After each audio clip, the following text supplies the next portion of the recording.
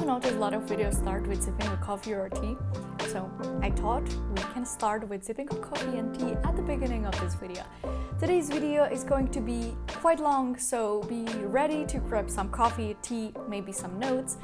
And today I'm going to talk about the most common mistakes students are doing when writing motivation letter. I have read hundreds and hundred motivation letters, and there are some common mistakes students make over and over again and again. You can avoid them and you can make motivation letter way more better and way more competitive. The most common mistake students are doing, that's the wrong grammar.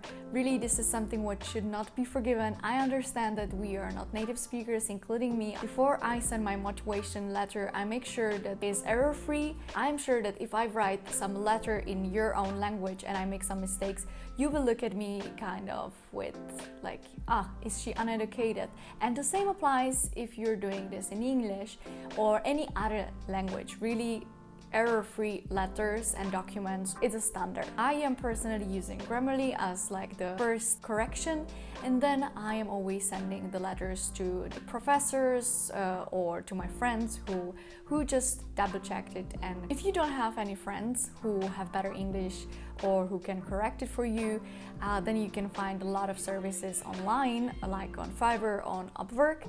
I actually recently started correcting the motivation letters on Fiverr, so if you need some help, let me know. The second point is the letters are too long. The ideal length should be between 400 and 600 words. This is very ideal. I know sometimes it can be longer, sometimes shorter, really depending on where you're applying. However, if the paper is too long, then I am sure that the reader is not going to read it. Students not only write very long essays and motivation letters, they also tend to write very long paragraphs and sentences. This makes the reading so difficult and distracts the reader's attention. Sometimes I see that students make those sentences which like you're super lost in the middle of sentence and you're like, what? I have to read it over again. And believe me, this is something you should avoid. Regarding the paragraphs, I think something like 6 lines is just perfect for a paragraph.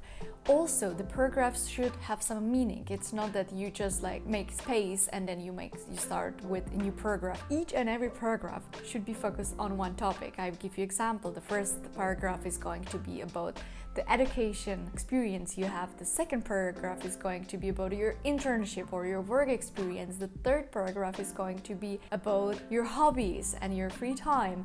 And fourth paragraph is going to be your future aspirations. Each and every paragraph should have its own purpose. So keep it in mind, don't have too long paragraph, sentences, and even the motivation letter. One of the other things students are making the mistake is that they're writing too vague expressions. I will give you an example. I am really good at coding. I am excellent in time management. I am very reliable. Those are expressions, those are words, how you label yourself. And there is nothing measurable about these statements. So how the company, how the university can actually know how good you actually are when you're just making those vague statements. Try to come up with something measurable. And I understand that sometimes the soft skills are really difficult to put it in a measurable way. This is where the thinking outside of the box comes into practice. The perfect example would be that I helped a company to find 5 very big clients in 2021, which has helped to increase their revenue about 40%, something like some numbers. If you're not able to put up some numbers, try to, I am familiar with this, and this coding language, and I am able and capable of doing some essential projects.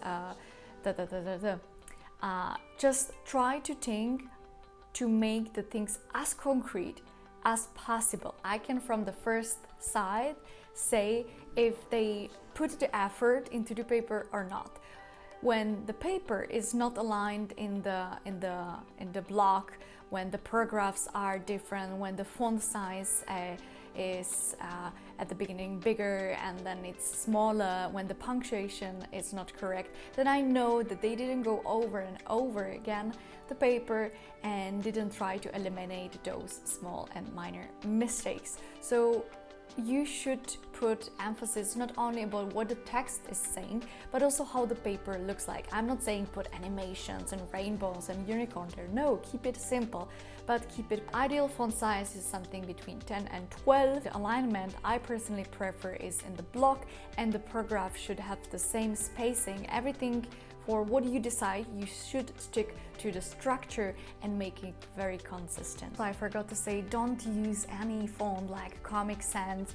Just try to keep to choose something very simple like Times New Roman, or just try to keep it rather boring. Put your own tone, make it consistent from the start to the end, but be careful. On the first place, be careful about the structure is consistent. Motivation letter should have some introduction or some sentence which is saying something like "Dear Sir or Madam" or "Dear Committee," something, some little, very simple and very short introduction. Where there's one mistake which seems a little bit unobvious, and I've been doing it the same way until I was writing my own motivation letter for Erasmus Mundus, and my friend who was guiding me through the process told me you should not be so much self-centered. Even though it's motivation letter about you and yourself, you should be writing rather more about the university. So I want you to research on the value of the institution you're going to apply,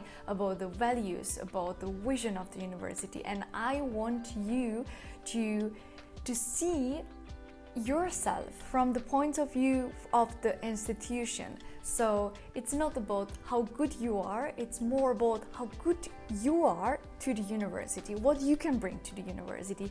Can you bring their new fresh air? Can you bring their new points of view, new energy? Can you bring their new funding, new clients? How beneficial, how good you can be for the institution if they accept you. It's not about I am the best. Yes, you are the best. You're the best candidate. There is no one better than you.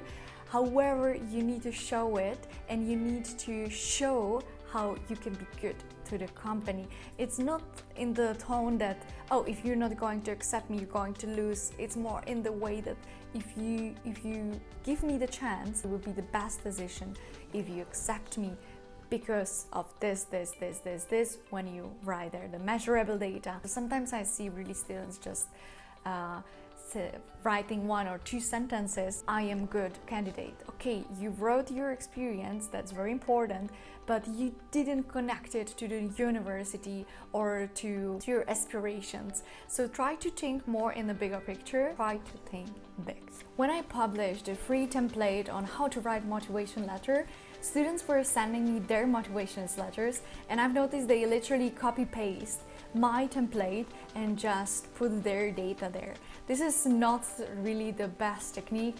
I provided a template for you to get inspiration, but you should always put there your own tone, your own personality. What worked for me doesn't have to work necessarily for you, for your personality, for your program, for your portfolio. So if you're going to find a template, doesn't matter if it's mine or if it's somewhere on the internet or if it's your friends, try to always adjust it to you. This has been everything for today. I hope that those most common mistakes you're not going to do again, because now you have all this information. It's really important to be yourself, explain exactly what you wanna say. Sometimes people think, okay, I will write my motivation letter on Friday evening, and on Sunday or Saturday I am able to send it. No, it's very normal that writing perfect and very competitive motivation letter takes days, takes weeks. In my case, it took me 2 months to make the perfect motivation letter. But sometimes it's really important to give it someone to double check it, and people take their time. Sometimes when you write something, it's good to sleep over it and see it again with a fresh brain. So don't expect that your motivation letter is going to be pitch perfect in 2 hours. Just put the time, put the energy, and put the attention and effort into it, because it really will pay off. And it's better to make 3, fantastic motivation letters, which takes 1 month to write and finish, than writing 10 motivation letters, which take 1 week, but they're not going to be successful. I hope this video was helpful. I want to say you goodbye from Czech Republic, and I have a little assistant here. Hi, say goodbye and see you in the next video, guys. Bye bye.